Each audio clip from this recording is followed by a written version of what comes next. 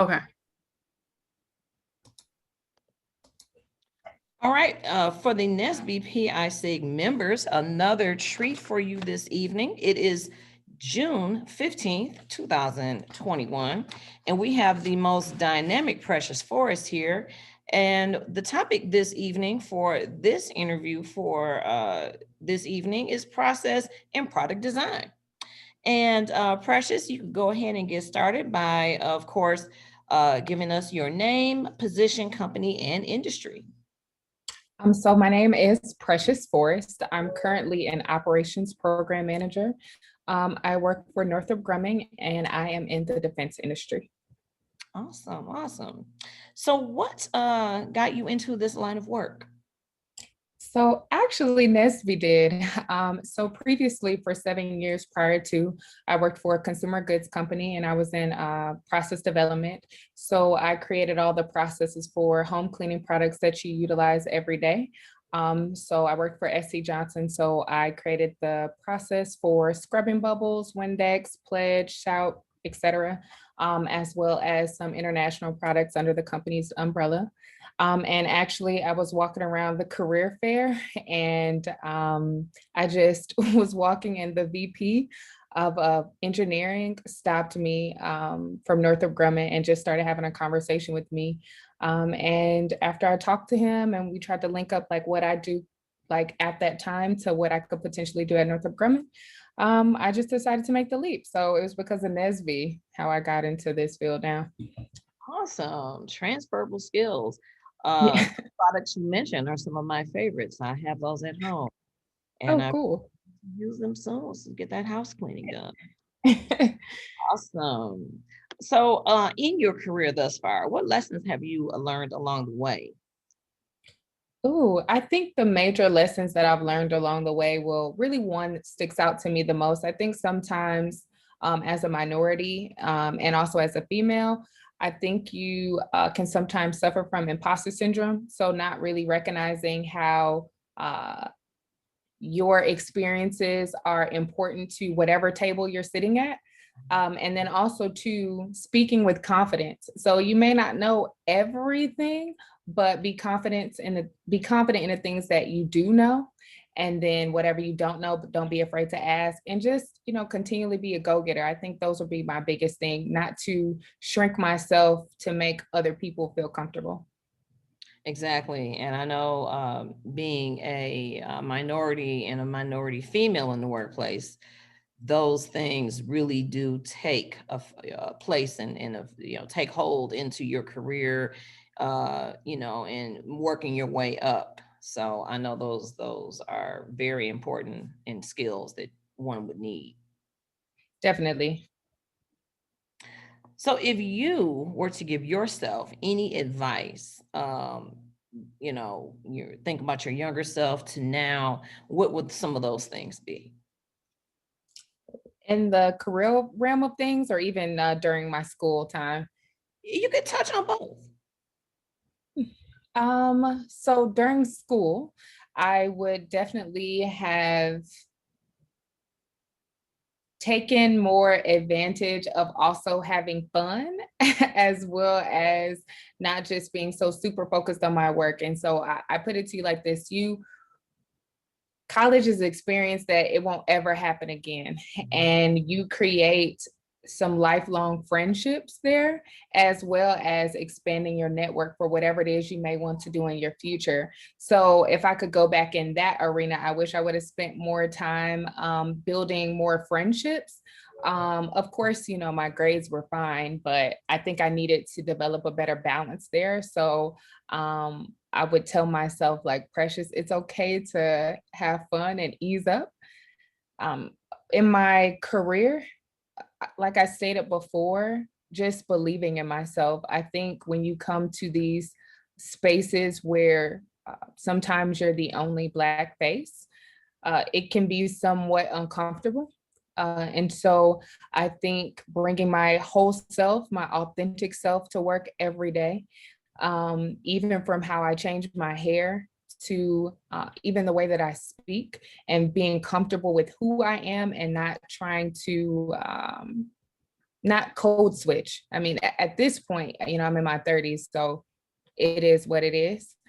But if I would have known that earlier, I think the confidence piece would have pushed me even farther, you know, on top of the things that I already knew in the realm of STEM. Definitely. And those definitely are things that I think come about through experience and, learning different skills along the way in different workplace settings and things of that nature. So those are some very, very good points. What do you believe your greatest contribution in your focus area has been? I think I have two experiences. So one, when I worked for SC Johnson, I was able to develop a manufacturing process for an all-purpose cleaner as well as a bleach cleaner in Nigeria.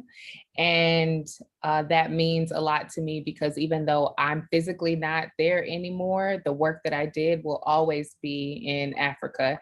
And so that meant a lot to me. Then when I transitioned to my new company here, we were rolling out self-directed work teams, as well as really training the operators on continuous improvement and SQDCM, which is like safety, quality, cost, delivery, and morale. So really being able to push that out to the manufacturers. To the manufacturing organization. And so everything that I developed and all the training and all of the posters and things that you see around work is something that I developed. So when I leave, my footprint will still be there. So those were some of the biggest accomplishments for me that make me feel good that when I'm not here, what I created out of my mind will still be here. Those are awesome. Awesome. And then, what do you consider to be your greatest strength and greatest opportunity? By opportunity, what do you mean? Well, it's often kind of easy to figure out what we're good at, but then sometimes we really have to do some soul searching to figure out what are some things that we want to build on to be better, or what are some skills um, that you may want to work on to enhance. Okay, that's a good question.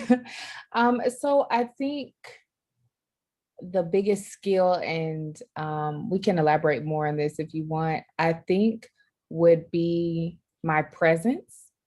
So I think that's one thing. The role that I'm in now, being an operations program manager, so I'm constantly being able to like brief the vice president, brief directors and things like that. And when the customer comes in, like whether it's the Army or the Navy, then I'm able to brief them as well. So I'm learning right now, although it's uncomfortable for me, is to have that presence and that assertiveness and that I'm the leader and this is what I'm doing right now. So that's where this new role that I'm in right now is really developing me in that area. As far as my strengths, I think the biggest thing is me having the ability to work with people and read people and then recognize their strengths and then where to put them at. Everyone is not good for every job. So me being able to be in the position that I am now, it's easy for me to kind of, you know, after a couple of conversations, figure out where I need to place people to get things done.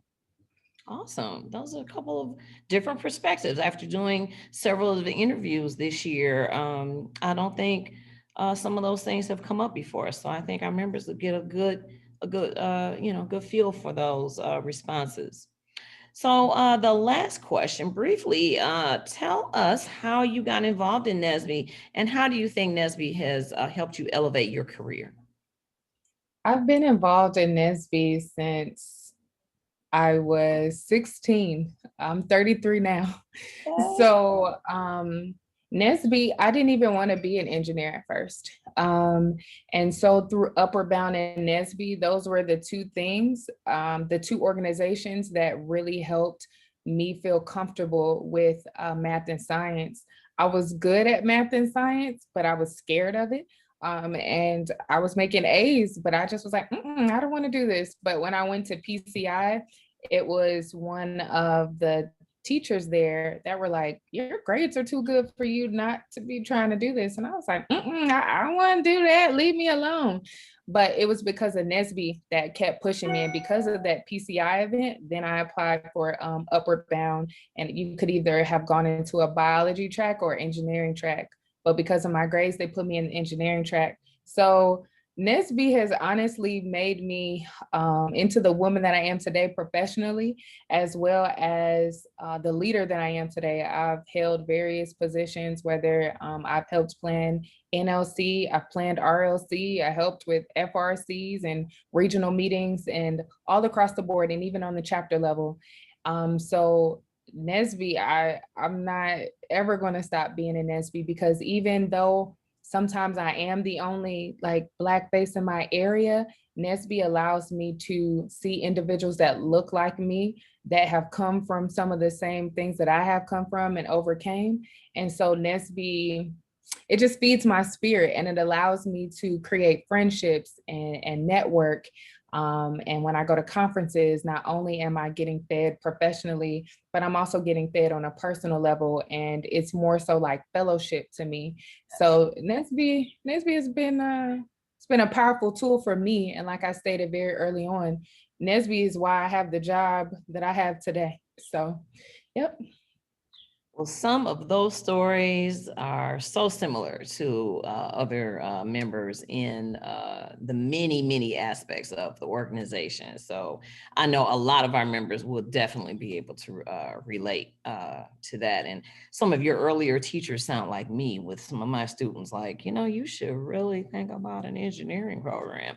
And I mean, my students that graduated this year, some of them actually, a good 5 to 8 of them are actually going into engineering programs. So I almost jumped out of my seat, clapped when they made those announcements at graduation. I was like, yeah, you were listening. So you need teachers like you know, to tap, like, because had I not had someone like, you know, you can do this, I wouldn't have done it. I probably would have went a completely different way, because I didn't even really know about engineering. So teachers like you help, you know, the wallflowers that don't know that they can do certain things.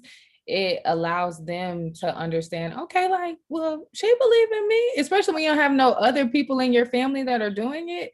It's kind of like, okay, well, who else is doing this? So continue to do that, because if it wasn't for that person, I wouldn't have done it. So it's good that you're that individual. Oh, yes. Yes, indeed. Well, thank you, Precious, for your words of wisdom and your experiences, collegiate and professional.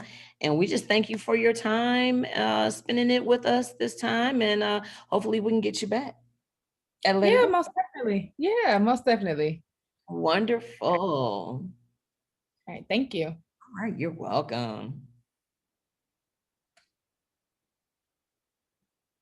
Do I just leave? Is this